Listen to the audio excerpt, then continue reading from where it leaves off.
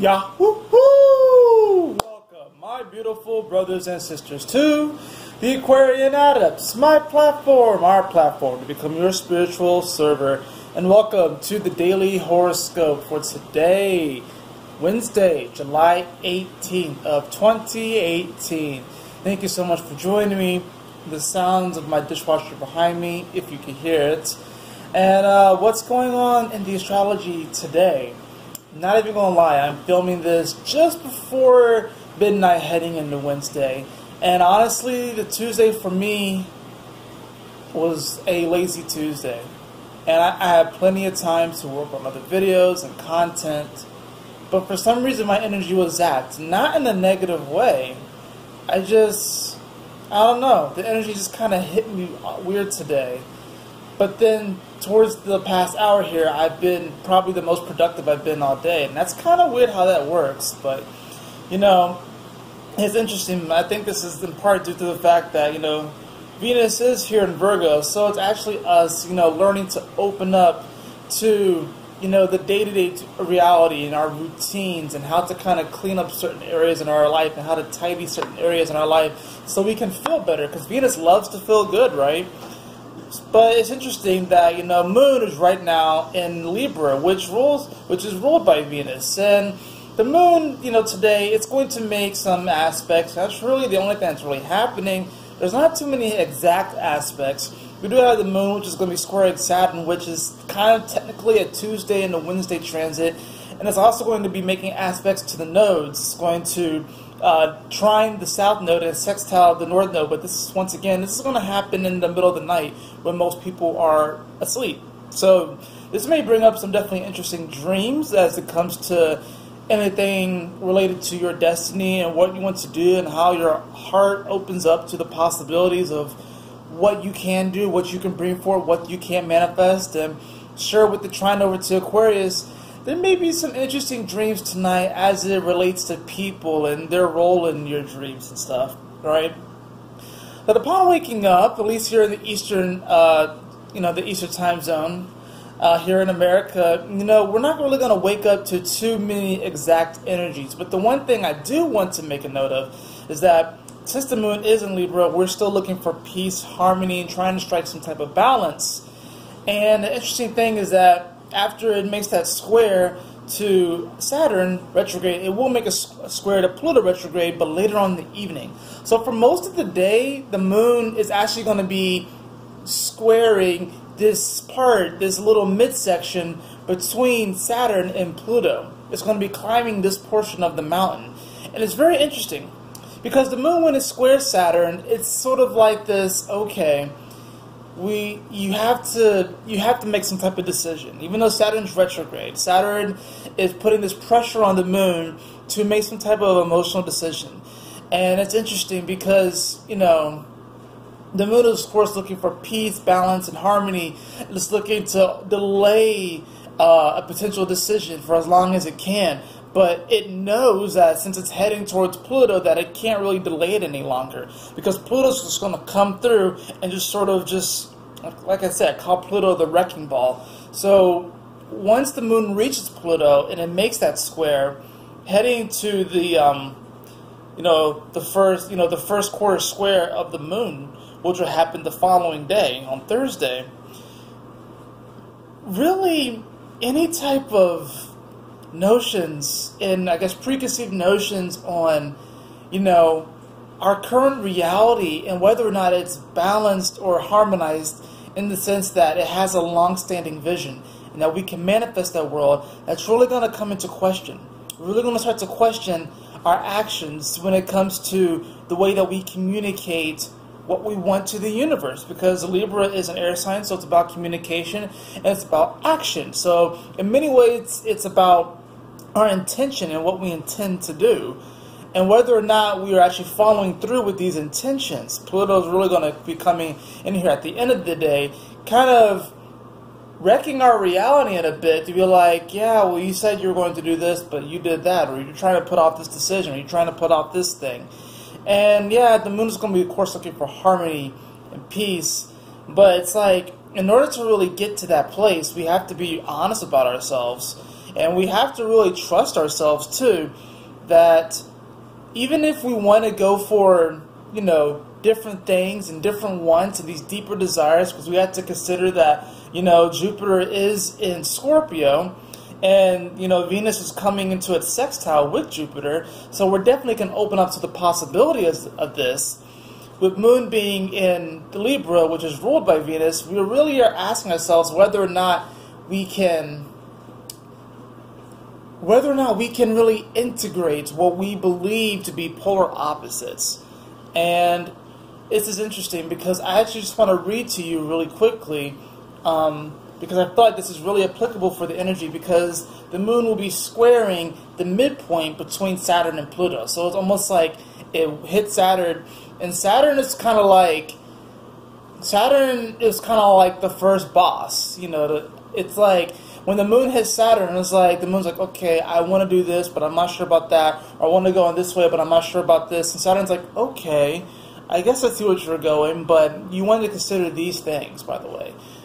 It's Saturn retrograde, so it's not even coming across in its full strength. But it's still kind of like tempering the Moon a bit. And it also kind of winked and gave the Moon a hint. It's like, you know, just letting you know, you might want to kind of figure shit out before you get to Pluto. Because if you come to Pluto with the same excuses that you gave me, Pluto ain't going to have that shit. Pluto's going to be like, Pluto's like, nah, we're not going to have that. And especially, like I said, coming up to this first quarter square of the Moon that we will have on Thursday, and that was, I believe it's going to be 27 degrees of Cancer and Libra, no less.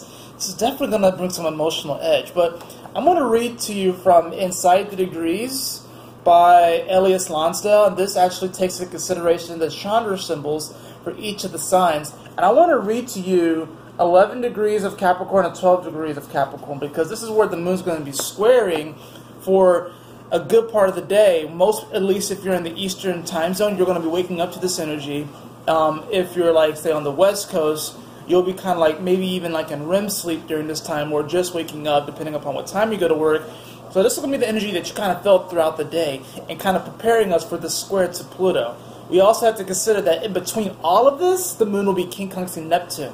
So there's even going to be this spiritual implications of, like, whether or not our actions that we take, are we communicating back to ourselves this higher spiritual platform or this higher spiritual nature.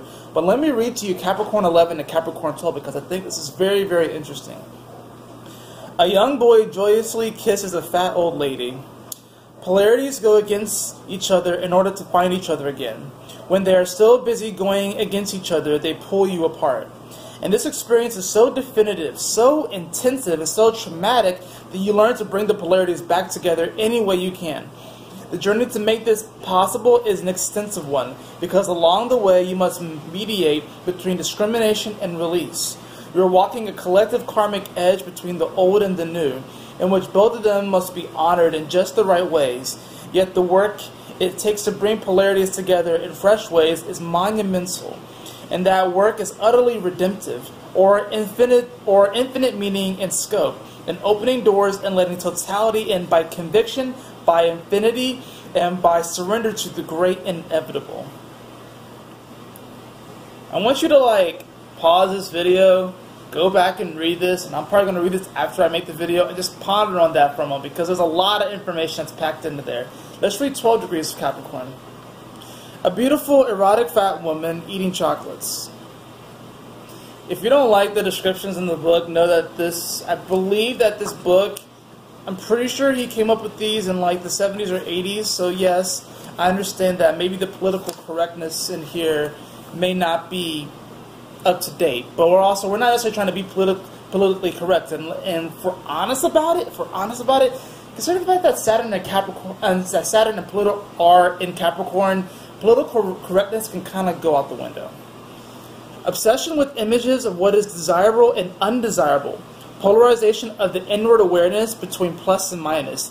The extreme reliance upon external proof, external props, and external projection. Everything blown up to be so dramatic, so total, and so pressurized that what comes forth is the inversion of what is sought. Placing yourself in predicaments and dilemmas which are impossible and gross. yet being stalwartly resistant to getting the message that when you persist in polarizing your world between the absolute ideal and the abysmal norm, you tear apart your world and your being. It's interesting how the first part, Capricorn 11, is about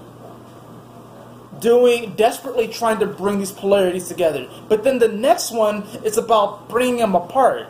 Isn't that interesting? So I think what this moon in Libra is learning about is, I would say, balance, but I've been learning to use integration more.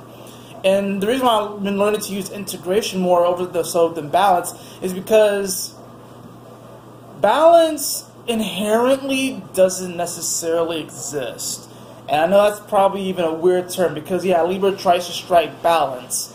But the funny thing is that a lot of times that balance is very, very arbitrary. It's kind of like a pendulum. It only stays in that middle spot for such a small infinitesimal time that really to say that there's such a thing as balance is kind of arbitrary. But what we really should learn is integration. We all have light, we all have dark. We all have wants, we all have things that we don't want. We all have wants that we don't even know that we want, and we all have wants that we think we want that we don't want. And it's learning how to integrate these two aspects. So I think what this moon in Libra is teaching us is that there are areas that we want to go in our life. There's a mountain that we want to climb in our life. And we really have to ask ourselves, there has to be some sort of give and take here. Because, Libra is about receiving. It's ruled by Venus. So it is about receiving. But there's this thing where we have to learn to give ourselves to these situations in order to receive whatever it is that we're looking for. And I think right now there is some fear when it comes to putting ourselves in situations that we want to definitely gain some deeper sense of connection with, and to feel like we have a place that we're actually are going to. But it's like, we're still afraid. But the interesting thing is that Jupiter is here opening up doors. And if we even think about it, when the moon is squaring this midpoint, Jupiter will be sextiling this midpoint between Saturn and Pluto in Capricorn. So we have to remember that as well. And of course, the moon will come over Jupiter later on this week.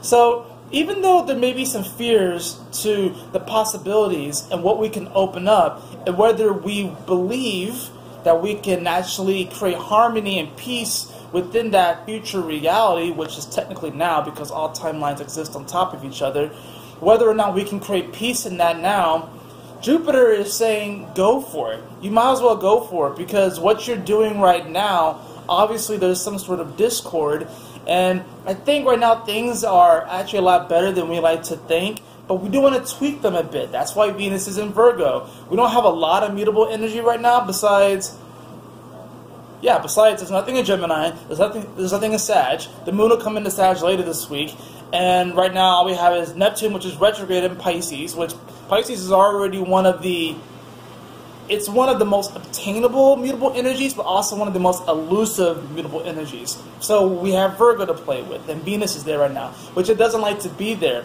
but is asking us to, how can we receive this reality more? By stepping into it now.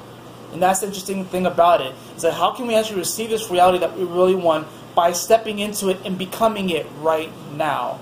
And I'm just going to not even shuffle, but just pick up a card. And it's interesting, we actually have the Tower card. So, yeah, I think today, and this mainly has to do with the fact that later on in the day, the moon will come into that square with Pluto. And really, that's just kind of preparing us to be emotionally reset with the square to the sun when it hits 27 degrees of Libra and 27 degrees of Libra and 27 degrees of Cancer. When the moon squares Pluto later on in the evening, that's actually going to be clearing a way for us to begin to plant these seeds of a new emotional foundation. And by the time we get to, and you'll see it later on this week, when the moon trines the sun in Cancer, while the moon is in Scorpio at the last degrees, that's almost like us watering these seeds that we're planting. But first, we kind of have to go through this period right now where we have to really just trust in ourselves. And we have to just trust that peace can absolutely be had now in this moment. We just have to step into it. that is it for your reading today. I know it went a little bit longer than usual, but I hope you enjoyed it. And if you did, please like, share, and subscribe. I would really appreciate it. Every like really does good to help this channel get discovered by other people who want to become empowered by astrology. And that's what my goal is. And if you'd like a personal reading with me, beloved, you can follow the link in the description below to the Aquarian Adepts, whichever way you want to say it, .com. And always remember, my beautiful brothers and sisters, to keep moving forward, to stay focused and Yahoo! Smile often.